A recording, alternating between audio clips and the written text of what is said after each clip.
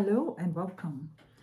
The Bible asks in the book of Psalms 11, when the foundations are shaken, what will the righteous do?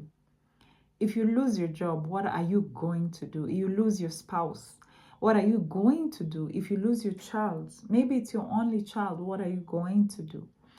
What are you going to do if you wake up one day and a fire has burned down your business premise and you didn't have insurance? What are you going to do?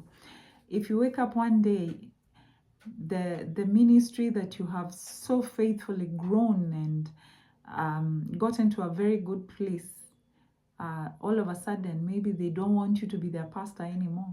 They don't want you to lead them anymore. What do you do when your foundations are shaken?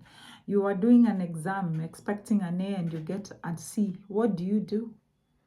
What do you do when you finish university and you're expecting to get a job and it's been the 10th year of you not getting a job? What do you do? There's a story in the Bible of a man called Job. He was extremely wealthy. He was God-fearing. Therefore, we can't say that the bad things that happened to him were because he was a sinner. Wealthy, God-fearing, a family man.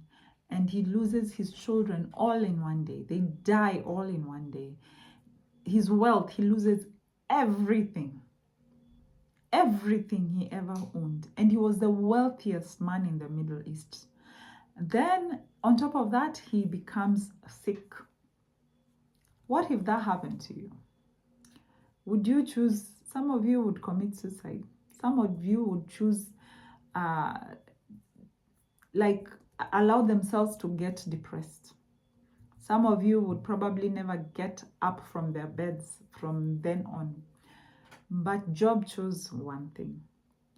He knew that the God who gave him the wealth, who gave him the children, who gave him the health, still remains to be the source. So and he got everything he lost, including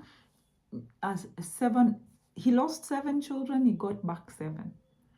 And they were, his daughters are said to, the ones who were born after were the most beautiful women in their time. So my question is, when you lost that job, did you give up on God? And yet, he probably had a better job in store for you. It's just that you gave up and you're like, oh, God, you don't exist. You disconnected yourself from the source. I want to remind you that God is the source. He's the giver of life.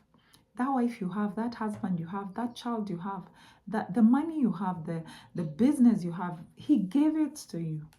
And as long as God is not dead, he can give you back everything you have lost. And I know, yes, you can't get back life if someone dies, but God sends you other people to love you, to support you, to walk with you, if only you remain open. But if you choose to give up on God and to think, hold on to that thing as if it was, you're the one who gave it to yourself, then the remainder of your days will be miserable. We've seen people who've died of heartbreak because they lost a spouse.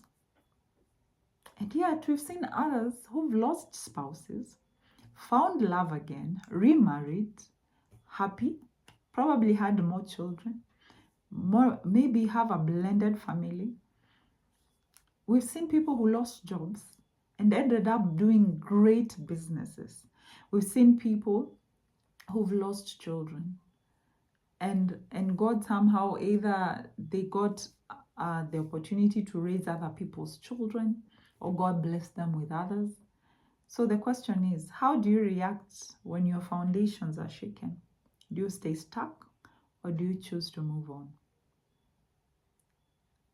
I pray that from today, you choose to stay connected to the source and move on, because as long as you have God in your life, everything about you will be just okay. Thank you for watching. Stay tuned.